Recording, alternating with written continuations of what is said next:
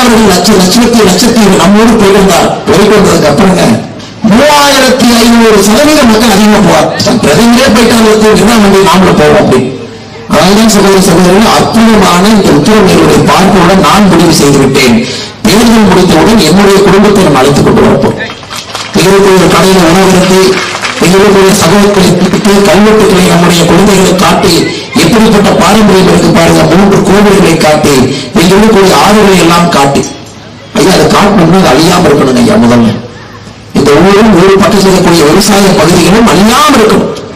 இதுவும் கூட கோரிக்கையாக மாற்றப்படக்கூடாது. அதனால் பாரதிய ஜனதா கட்சி உறுதி கொடுக்கின்றோம். உங்களோடு நாங்கள் நிச்சயமாக இருக்கிறோம்.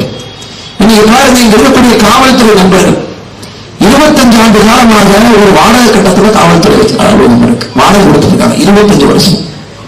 உத்திரமேரூரில் இருக்கக்கூடிய காவல்துறையம் இன்னைக்கு 25 ஆண்டுகளாக ஒரு